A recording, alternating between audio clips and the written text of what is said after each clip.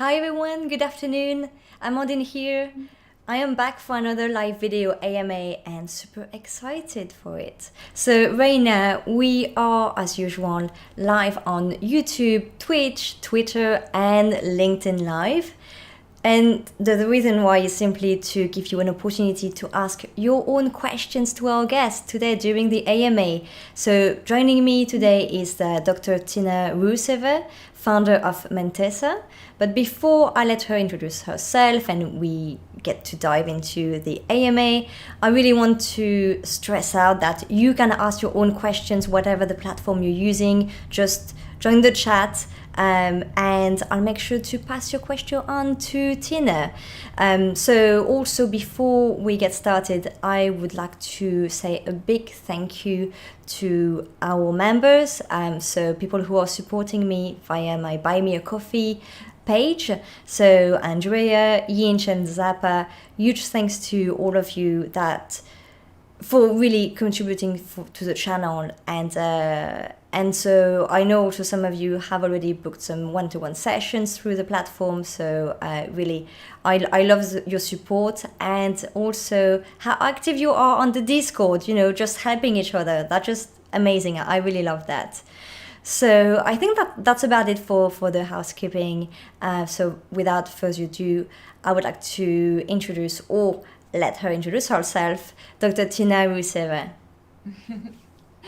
Thank you for having me. This sounds like an awesome community that you have built. We're trying. We're still a small community on the Discord, but it's actually much better to have an open discussion than when you're joining a really big Slack channel and you don't really know how to introduce yourself, how to what are the codes and habits of the channel or anything. Yeah. Tina, I'm really happy to have you today on the stream. Let's get started by maybe giving a bit of introduction of who you are and what your startup is about. So I'll give you the stage to give us a brief on what you're up to.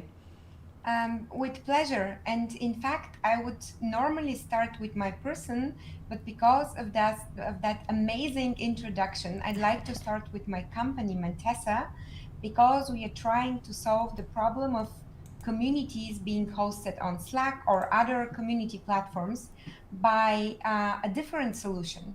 So Mentessa is a community platform or a place for organizations to connect their members. It might be companies and their employees. It might be just networks and their, people joined. And Mentessa connects them just like a Tinder for skills, without any content and without any written information or posts or all of the rest that is available on social media. Um, and we do this because we believe that when people do not interact every day with each other, when, for example, the employees in a large corporation or on different subsidiaries in different locations, or just the members of a business angel network or the members of a mentoring program, they do not want to read the entire chat channel every day. That's perfect for a team that is meeting every day and that has to get stuff done together every day to communicate a lot. But if you don't have to communicate a lot with everybody, but you just have to be very efficient in finding the right person to ask a question, then you need a different solution. And this is what we've built with Mantesa. And we use artificial intelligence to both assess the profiles of the people, because our typical customers are large companies. And of course, skills is a very stretchable term. So it can be something in private, it can be a hobby, but it can also be something very specific, like not just marketing skills, but online marketing and then search engine optimization. And we are trying to use technology to help people to characterize themselves as well as possible, as well as to use this information to match them, to learn about their preferences, so that more people in a company work with each other. And by this, the environment is more inclusive, more innovative, and more creative. So that's what I do. That's what I'm really passionate about. And the reason why I found Mentessa is partly hidden in my professional background. and my personal background. I am twofold mom. My kids are at high school already. I won't say my age as a the classic thing of a woman, but you can just guess. I had my kids very young, and even though I studied a lot and I had an MBA and a PhD and all of these things, it was still perceived as a drawback in my professional environment that I am a young mother. So I always had this a little bit of struggle how to build my network at work, and how to be given chances to learn and develop as other people who probably were not from a different country but from the same country where the company was based from, or who were not women but were just in the predominant group at tech, belong to the male Yes. segment. And I experienced a lot of those biases and a lot of those unsaid truths about how networks and opportunities at work really work. And I decided to change it. And I didn't want to change it with another exclusive network where you get into the network to get the chances, because I thought that's like exactly how the system now is broken. So why should I Yes. build just another exclusive network? I said I want to break the system so that for many, many more people, it just um, breaks down boundaries and barriers to learning and development. And that's it. Other than that, I originally come from Bulgaria. I am once a year there. I love the sea and the people in Bulgaria. I teach my kids Bulgarian, so they go and visit. I have a lot of family still there, and I have a dog. Since last year, just like a classic Corona dog, I heard 60% more dogs in Berlin here in Germany. So Wow. yes, I know why. I didn't know about that. I think in the UK, people have been also buying some animals. I think it's what's the name for that? It's not ducks. It's the one laying eggs. What's the name for that? Crab. Yes. Yes, hens. Yes, exactly. So people are buying hens in the UK apparently. Wow, that's Ducks. excellent. That's good. That's a great. I really love what you're building and your own journey. You know, I was looking at your LinkedIn profile, and I found lots of things in common with you, and so I really loved preparing for that. But before we talk more about your own experience, I want to talk more about your company and better understand how it works, especially for the users, for the end users, but also for your client. I'm really curious to hear if you're giving to your clients a platform that enables them to create their own app, or if you're actually looking after the app building part and then they are just using it. Yes, so we are a multi-tenant software as a service. This means that our software can be installed as a customized white label solution, as they call it, at many different customers.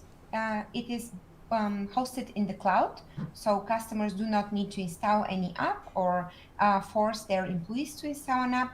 It is accessed through a browser, through a URL, and it works both on desktops and mobile devices. And it's also optimized for mobile devices for a great experience on mobile, because when people struggle and need advice for stuff they cannot ask in an open forum online, but need a person to discuss with, they typically have the time to address those issues after work or before work or maybe on the weekend. So we wanted Mantessa to be accessible through a mobile phone, as easy as Tinder is. And it actually, because you asked me how it looks and how it works, it actually looks a lot like Tinder. You see profiles and you have a search, and you can search and filter and just slide the profiles left and right. And if you find the person you want to talk to, you can very easily and efficiently book an appointment with them. And that's like the very basic experience that a user can have using Mantessa to find a person to get some mentoring or for onboarding or for upskilling or for any other issues at work or just for collaboration. On the company side, it's a little bit more difficult. I personally I do admire people who run communities uh, a lot, because it's a lot of work. It's nothing that you can just automate with technology. Yeah. Technology is great in automating efficiency and, process and all of the discipline that we people kind of fail to deliver every time with the same quality. But technology is terrible in the what. So what are people there for in a community? They're there for connection, they're there for experience, they're there for fun, for inspiration. And I don't think that technology is really great in that. So if we stay in the private area and we talk about games, maybe, but really technology for work in our company's philosophy should be there to assist people and support them in the best possible way to lead the best possible human life, and not vice versa. So this is why for companies we typically take a little bit more time at the beginning with some customizations that are required for the specific purposes of the community in the company, or the specific um, community culture, so that it truly corresponds to how things work. This might be that we adjust the number of matches that you receive as suggestions every week. It might be that we completely turn off the automated suggestions and just leave people to do it entirely in self-service. It might be that we even integrate Mentessa with other systems for learning and development, or other human computer with other HCM tools, so that there is a smooth transition of the employee's journey from the one tool to the other. We integrate with intranet and stuff like this, and we do all that only because we want to make it very easy for the final user at the end, so it feels like Tinder. But to feel like Tinder, we really need to um, ground the application in the typical employee journey and the way how they work. And this very much depends on the culture. Yeah, I guess it also helps with adoption if it's easy for the end user, because if it's not, and well, then no one is using it, and then the companies are not going to be happy if no one using it, right? It doesn't fit the purpose, so Yes. it has to be adopted by the people working at these companies. It has to be easy to use, I guess. And do you know absolutely? And do you know what's interesting? So I have been married for 14 years now. Next year 15, so it's like quite a lot of time. I actually Yeah. have never used Tinder privately. I registered when we were testing different designs from Mantessa to get to know it. So when I started pitching Mantessa 2.5 years ago, when I started the company, I wasn't aware of the bad image Tinder has, like as a tool. But then I researched, because it really strongly resonated with me, this just efficiency to find somebody. And I researched, and do you know what I found? Why Tinder was invented? Apparently, because introverted techs, so introverted techies in Silicon Valley did not dare to approach others. And it's fascinating because this is the exact same psychological phenomenon at work when we have Yes. to ask somebody for help. And this is already like a huge, it's a huge thing to admit, okay, I have a problem at work, or I cannot get something done, or I don't know how to do something, or I want to learn. This is like a huge human effort already, and the barrier.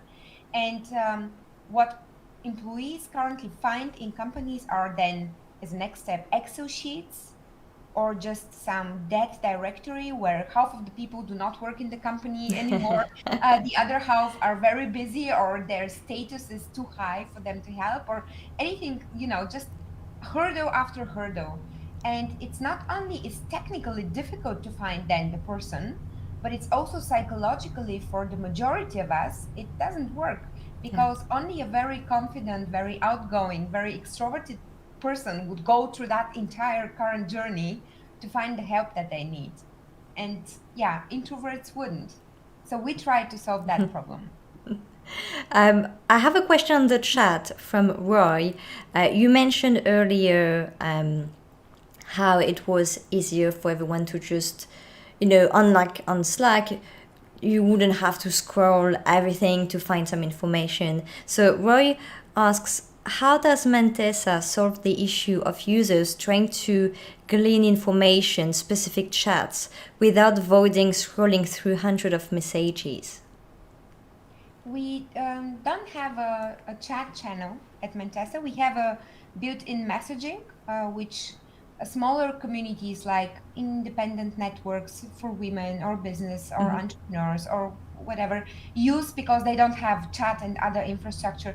But typically our typical customer does not even use the messaging built in our app, because they plug it into their typical communication channels. That's most often Slack or Teams or something else. So we don't have a stream of things. And I was very conscious about building a platform that doesn't have no content on it, because we didn't want to become another status game like social media, where communities are very often hosted today, and they're hosted there for free, and users and especially the community admins pay with the burden of seeing an ad here and there. But as we all know, it kind of uh, has reached a critical point and is now overwhelmingly too much. And also it comes with drastic drawbacks on privacy and safety, etc. So for a lot of communities, social media groups are not actually working anymore. And one of the reasons is this content. The other is that just 1% of the people contribute on social media. The other 99% like kind of feel bad about it. And the third is that very important people do not want to be, addressed by everybody with some sales ads. They just want to help if they're asked by the right person at the right time. And with all those three things in mind, we designed Mentessa without a content and without a chat. So it's not a tool to communicate. It's really matching software for communities to connect the knowledge in their organizations and for more peer-to-peer exchange. I hope I answered the question. Yes, I think you did really well. And I think also it's a very smart way, because you are working, as you said, with quite large organization, and large organization really have to care about privacy, and so you can't really it would be a really hard sell if you had to drag them into another tool, into another system, because they usually have some internal rule where they have to use this system because the company is paying for that. They have potentially some they're paying because it provides some security and protect them in terms of privacy. So yes, we have another question from Yinch asking if individuals can sign up or if it's just for larger organizations. We are a B2B software solution provider, so we don't have anything for people to sign up. And here I must open the brackets. We started something for individuals to sign up, but we don't have a business model behind it. Okay. So you can check Mantesa out as a single individual. We have a free community for people to sign up and just experience what it's like and maybe connect with somebody. You will find it at beta.mantesa.com. You can sign up with your email and password or with LinkedIn. And I am very, cautious about saying this because we have a lot of members there and we have this community kind of grown up, but this is not what we want to do. And we are now thinking if we should move it or close it or just open it under a new brand, because every now and then it leads to the confusion. Are we a community or are we a provider for software for communities? And we want to be the second one. So we empower people at work to, be more open-minded and collaborate with more different people. And the community work, as I said in the beginning, is super effortsome, super important, and it cannot just be done like on the side. I do feel for people like you who connect other people because it's a lot of work and we kind of struggle a little bit internally. But you can check it out at beta.mantesa.com. and maybe you find a friend in Germany. The majority of people are from here, where we are based at. It's interesting that you really mention and focus on larger organization because usually when you're a startup, especially when you're a young startup, it's always kind of a big step starting talking to bigger players and large companies because they usually have long processes and it takes ages to find the right person to talk to within the company. What's your secret to get into this large organization and get them to adopt something new and adapt some of their way of working? Yeah, I know. I know. A lot of people ask me because we have been very successful closing enterprise customers early on the journey. Um, a lot of them, because of my age, thought I just have this magnificent network and I just call people around and get the deals. It's not true. I didn't have any single, acquaintance in at our customers before I started Mentessa. I think there is no secret. It's all a hell of a lot of work. It's a lot of meetings, a lot of workshops. And I think what we do differently than, other service providers that I have also met privately and professionally in life is we really care. We know that this is a big undertaking, that it's a technological and a psychological issue and also an organizational issue. So we are prepared to go an extra mile with potential customers to really make it work. And I think that this attitude today, even in the startup world, is not so often as it should be. So people just see and notice, and then we find some internal champions due to that attitude, due to this, authentic willingness to make it happen.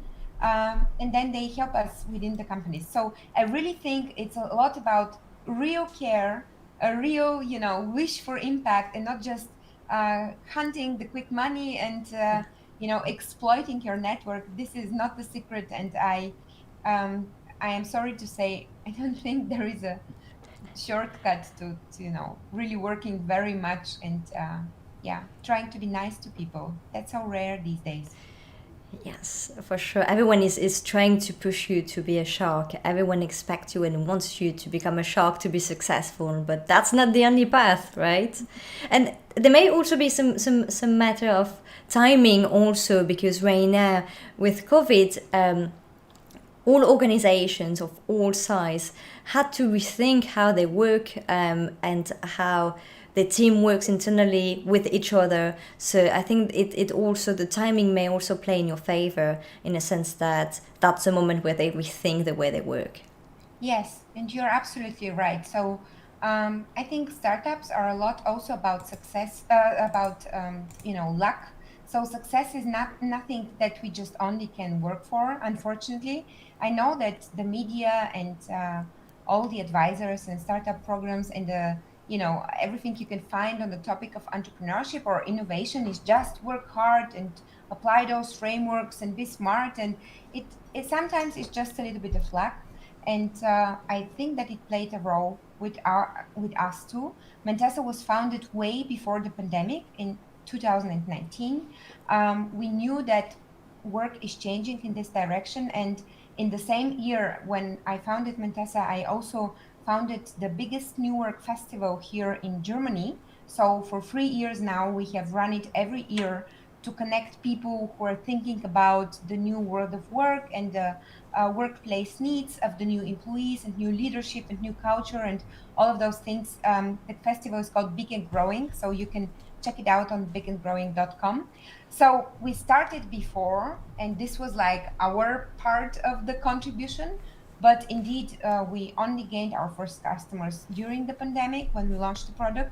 And I do think that it helped because for a lot of time, at first, when I pitched Mentessa and I was saying, okay, people need help at work, and here is a Tinder for skills, I was oftentimes, approached from investors with the opinion that this is just a feature or this is just, an add-on, and nobody actually understood the potential of such an infrastructure for an organization to change how they work in a more flat hierarchy, agile, decentralized way until the pandemic. So you're right. Luck also plays a role in it. Talking more about the company itself. So you said you started the company in 2019. What does the team looks like today, and what kind of stages or big step have you been through? Many steps, and if I have to be perfectly honest, it's a startup, and I don't think that the steps and stages and milestone will become less rare in the next several years. So it's a struggle every day, and it's a lot of fun. But the team has been, changing with the company together. Luckily, I have found my development team very early on, and I have been working with the people who developed the technology for almost as long as the company has existed. I was a single founder, so I just saw this problem at work, and I had been an entrepreneur before. I quit the startup because of my kids, and now I had been already 5 years in corporate jobs. I had experienced how little people talk to each other and how difficult it is, for somebody a little bit different like me, and how many people today are actually different. So I was sensing that there is this problem, and my kids were already old enough. So I decided, okay, I quit. I had 2,500 euro, nothing more. And I said, okay, I will now build the company. So when I started, I had literally nothing. And then I started, it's a little bit like a game, collecting resources. And first I won my development team, and then I build up the brand slowly, and then our own festival contributed to our popularity and to first leads, and step by step we developed. We are 7 people today. We are very stretched. We have a lot of customers, and we are now fundraising so that we can become maybe 15 or 20 until next spring, so that we can respond to the demand and just develop the technology quicker, because we have so many great ideas. But it's a struggle every day, and I think not just the startup thing, but also the pandemic, because in the middle of the pandemic we were also selling software, which was good for pandemic, but we were also people, and I had my family at home with me, and little free time, and my team, some of them got sick. Some of them really had to struggle with, being alone at home. Others had family members who got sick, and just had this double effort of, going to work, being in a pandemic, but also taking care of somebody who's sick. So yeah, a lot of milestones and development, waves, but we are on a good track right now. What's the next big thing? Is it the fundraising, or do you have something big coming in the meantime planned? Big milestones or big step? Yeah, well, we are about to launch internationally in Switzerland and in Latin America. So that's like the really exciting part about it. So getting funded is just, like on the to-do list, but there are different options how to do it. So we can do it with investors or with a bank loan, or, there are options. So it's not like the huge, exciting eventual goal that we have. Yes. Our goal is to help more organizations work differently. And this is why I particularly am excited about people calling us from Latin America and saying, we want that software in our company here in Brazil or in Peru. And this makes me feel proud, and this is what I'm looking forward to. In terms of product, we have some large improvements in the making. So I hope that we can launch in January, like the version 3.0 of Mantesa for our customers, with new features, with more statistics and analytics of the community skill set. Have a skills map in the making, and we will also want to provide independent communities with more administration settings, like setting up in self-service if the community is an invite only, or an open community for everyone who wants to join. If there are questions for the application, or is it just a sign up? And stuff like this we currently do for our customers. We do customize them, or if it's small things, we just handle them for free through our support.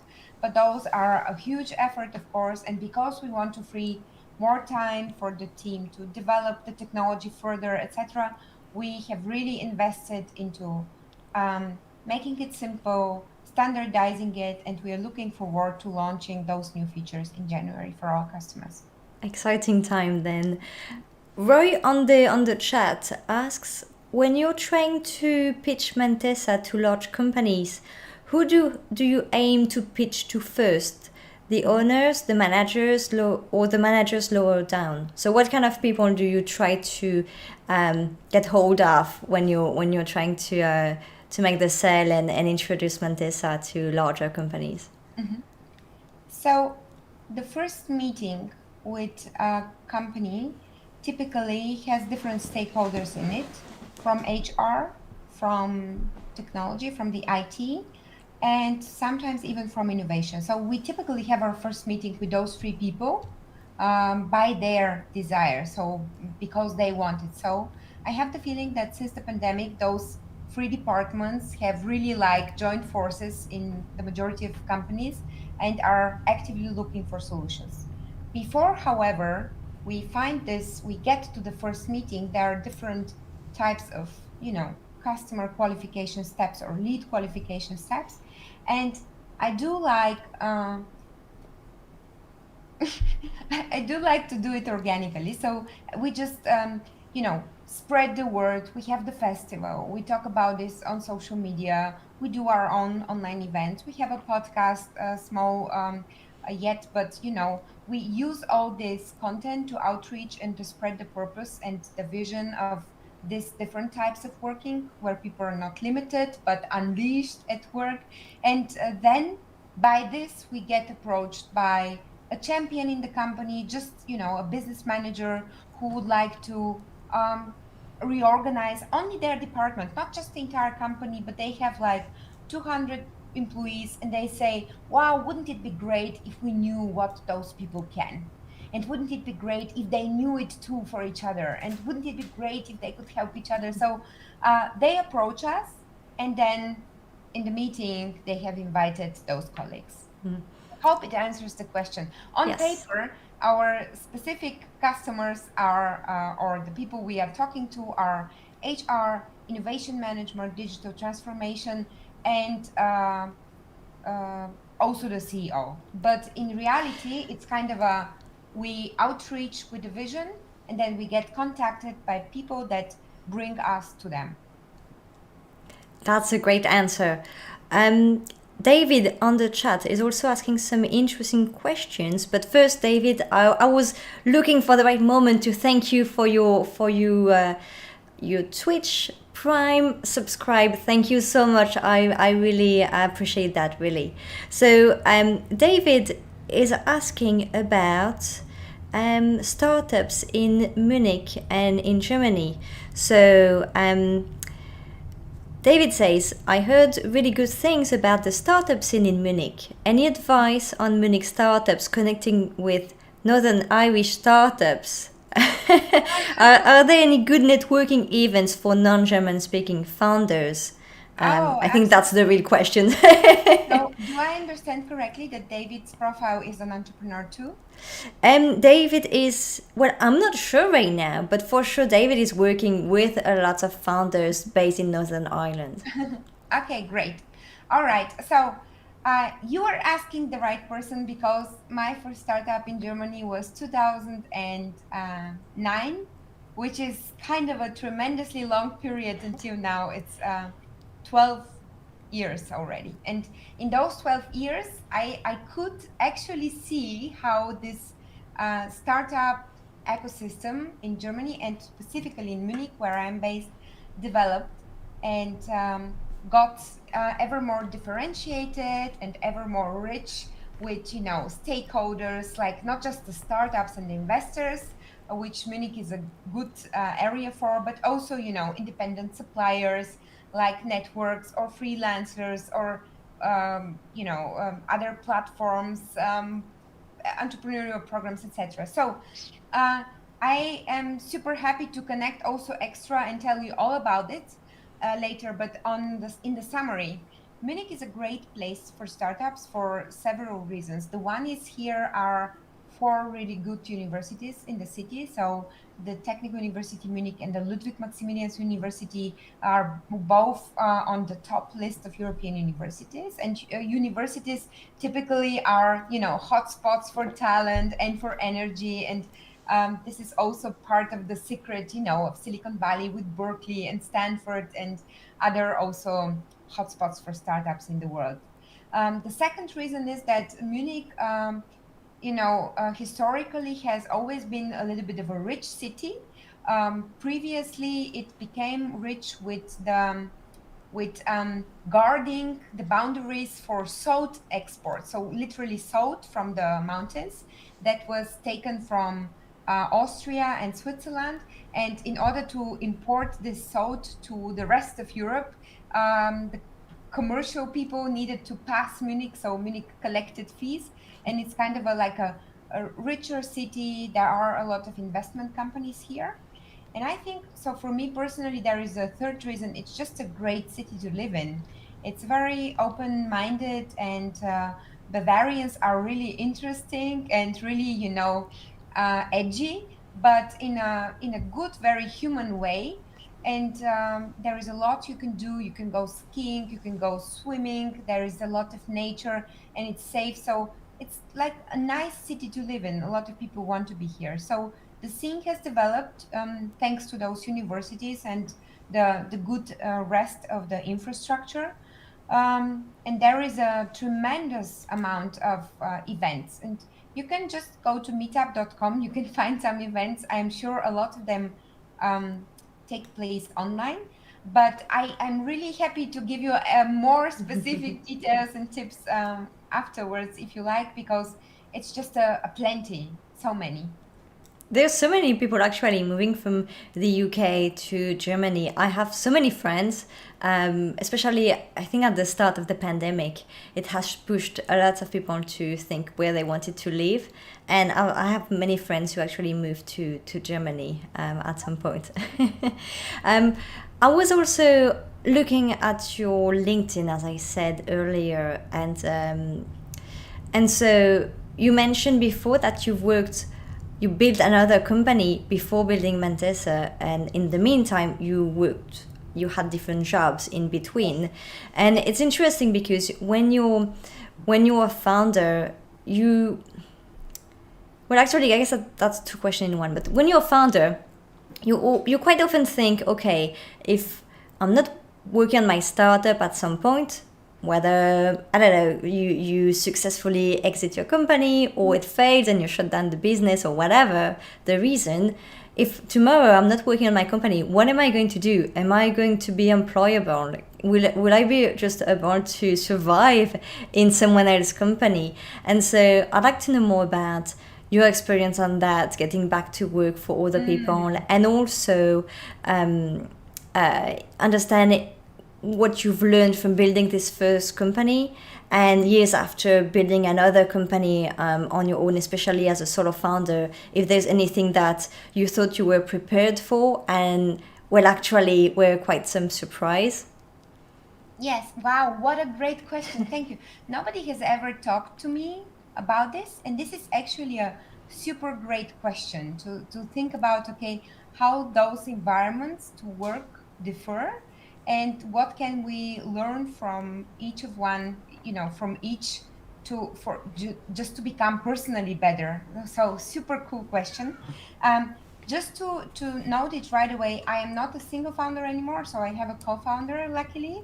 But when I started Mentessa, I was on my own. So what did I learn the first time, and how was it different? When I went back to work, I was just, so this was one of the reasons to build Mantesa. I was just stunned from the lack of exchange between people. Because as an entrepreneur, we were constantly doing just what we are doing right now, right? We are exchanging, we are meeting online, we talk about stuff that we care because we are developing something new, and there is no how to book where it's written how to do it, because every startup is something new, right? So you have to find out what it is through the exchange and through, this creative potential from talking to other people. So the first thing was shock. Before I go to the other things, maybe a few words how I found my jobs. So I was employed for 5 years between the two startups, almost exactly 5 years. And in the beginning, it was very difficult. I was super young. I was, I think, 29 or so. I had 2 children. I had only had the experience, financing my studies during as a student, working as a student. So nothing that people count as work experience in Germany. It's really a little bit bureaucratic.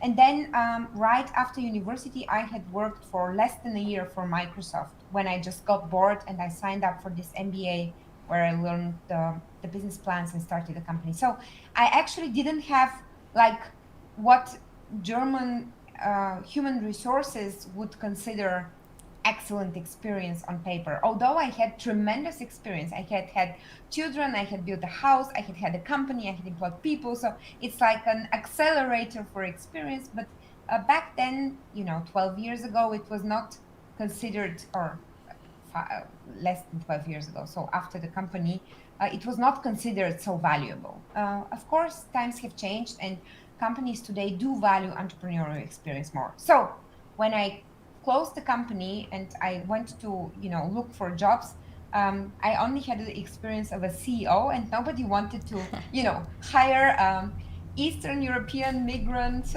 under 30 who is a woman for a CEO of any company that I knew. So I had to start thinking, okay, what do I do now? And I was doing, in my MBA, I specialized in innovation management, and startups and innovation have a lot to do in common. And also, there are oftentimes in companies, innovation and entrepreneurship or intrapreneurship initiatives are oftentimes put together. So I worked 5 years as an innovation manager, and I helped. My first job was at Allianz, the big insurance company. So I helped them build a digital accelerator program to inspire employees to become entrepreneurs, like entrepreneurship program, but also to find startups for Allianz to work with on digitizing the insurance sector. Then I went to Fraunhofer Venture, which is Fraunhofer is the largest European research organization, and I helped them. It's a publicly funded institution. I helped them open up for open innovation with startups, so that the startups bring, the energy and the sales and the market experience, and the research innovation brings in the technology and the patents and the algorithms and the resources for actually making it happen together. I stayed there for almost 3 years, and I developed a great startup cooperation format, which took place several times. So it was all really great. But, I was already, past 30. And with that experience of frustration that you are actually stuck to your job, and your job is to only do your job, and everything else is not okay and not wanted, but the company is struggling, and you see all those posters of, where are the innovative people? Why don't you dare? And I do dare, but they don't let me, because my job is to do this startup program. My job is not to do something innovative. So this frustration, and also with age, I think that the greatest thing about getting older is that you just know your boundaries. And when I was younger, I just thought I can do anything. I can, be cleaning, I can be a CEO of a bank, I can be an entrepreneur. I was thinking I can do everything. And by getting older, you realize, okay, no, I am not a CEO of a bank. And I definitely, if I have to, I should be cleaning, but I know my strengths, and I definitely want to be an entrepreneur more than just have any other profession. And from then on, it was just waiting for the right idea, waiting for the right timing, and the rest of the story I told you already. As soon as it was there, I just went out as a champagne liquid. Yeah. quite often people also wait for the right partners, the right co-founders. But when you started, you didn't have a co-founder. So did you just thought, okay, finding a co-founders take just ages, you know, it's very hard to find the right person. So did you just think, okay, let's just try to progress as much as you can, and then along the way convince someone that what you want to do is really cool, and so they can join you with a better understanding of what you want to build, or did it happen in any other way? Yeah, and now I will be completely unorthodox, and people hate me for saying this, but I really don't believe in this co-founder bullshit anymore. So a co-founder, a technical co-founder in particular, is super important in the world of startups for investors, because technology is the product that really can scale. So from investors' perspectives, but this is just a very tiny share of companies out there, you want to have somebody who understands technology, you want to have the tech product, and you also want the additional security of having two people at least in the company, so that it's like in the bank. If the one dies, you have the other. So this is the reasoning behind the whole co-founder drama, that the investors' way of thinking around startups really makes us all think that we need a co-founder. I do love having a co-founder. I do think that entrepreneurship is a terribly volatile, stressful, and sometimes really lonely job. And it's a lot less of the bling bling that the media shows, and it's a lot more of just calling people and hearing no's all day long. So it's great to have a co-founder, but first of all, finding a co-founder on purpose is a little bit like finding a spouse on purpose. You need a long-term match. It's not like Mantessa. You don't need the person to talk to about something. You don't need the person to, talk to during onboarding or just for mentoring a few times. You need a person to commit to truly and purposely and authentically and with your whole heart for a very long time. And in Germany, even the law for co-founders is stronger. So it's like tighter than the law for spouses.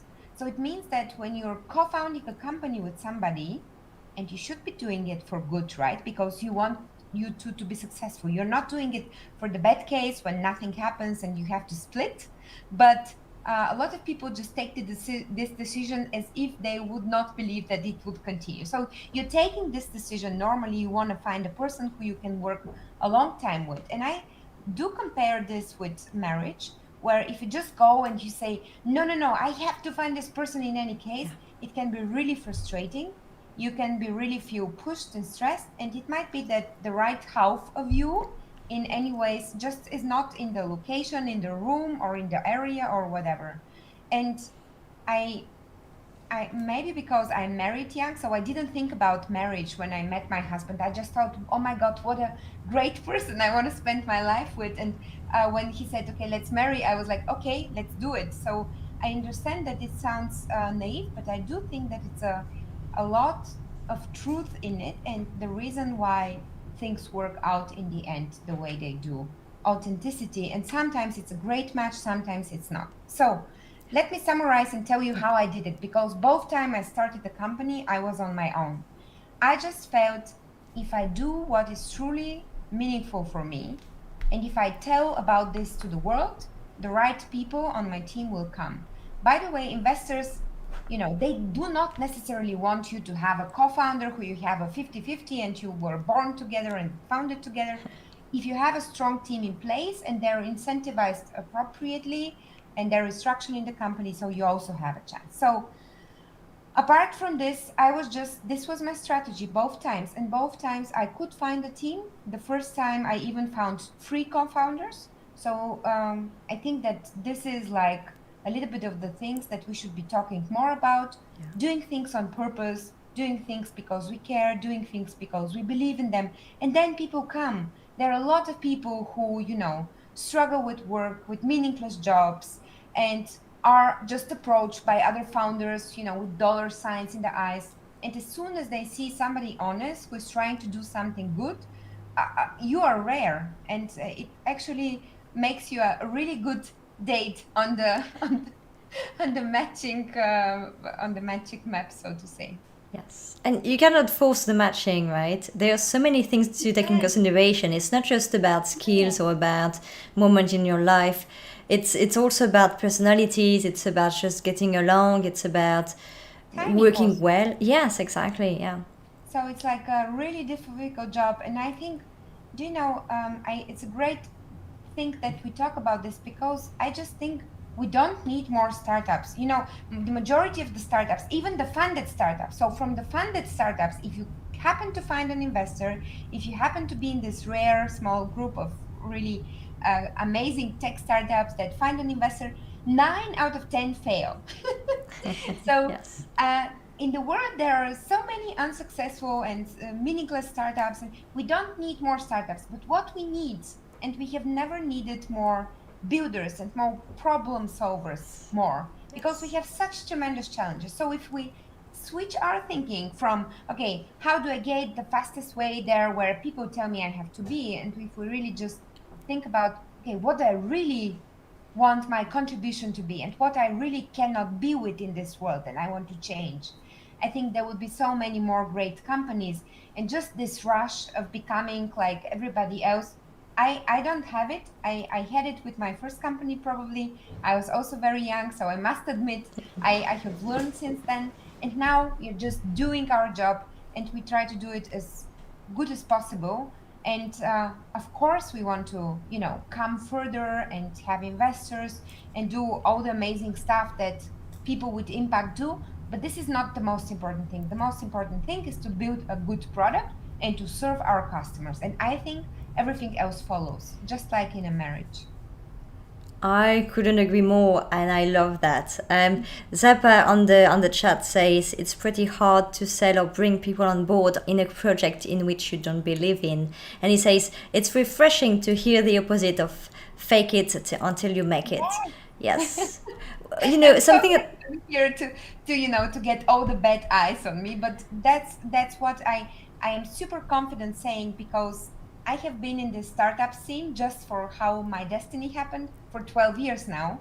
And the first time I was very young and I was very much into this movie, and then I had this 5 years break in between, and then I came back, and I expected that everything has evolved, and but what I found was the same as Yes. 2009, and everyone is just, trying to find a formula for getting rich. And I was like, oh my God, people, we have the climate warming, we have the huge, migration, forced migration rates every year more. We have skill gaps, income gaps, so much to do. Come on, you gotta be kidding me. Yinch also asked a good question on the chat. Did Mantessa find any investors, and did it affect the company? So I guess because you said that you found the right team, the question is, was it dependent on getting external investment first to get them on board? No, we are fully bootstrapped. Okay. So I told you the amount of money I started. I'm very proud of it. And we are fully financed by our revenues. Okay. We don't have any debt and any investors. And we are now fundraising, because we have such a good traction and so much customer interest, that if we don't just hire people now, we would need to say no to companies. And we don't want to do this. We want to enable as many communities as possible to connect their people, to connect for know-how exchange, for inclusion, etc. So now we are looking for an investor, but until now we've done without.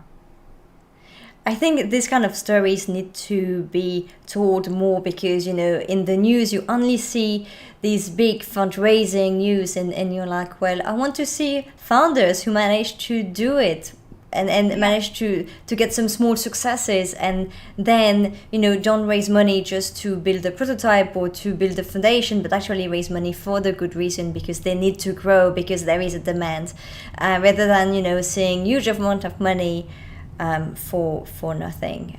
Yes. And do you know, there are such stories, but really I am angry at the startup media that they Yeah. don't tell those stories, because it's the majority of the stories. Yes. So, for example, my favorite example is Calendly. Calendly Yes. was actually a bootstrapped company, and there are also so many more. And what I really didn't expect and was the most surprised by when I came back to the startup world, so to say, after a break of 5 years, was that the media was still reporting the same kind of stories. So Yes. 30-year-old immigrant, just pointing the finger at what is different, founded a company, got financing, whatever.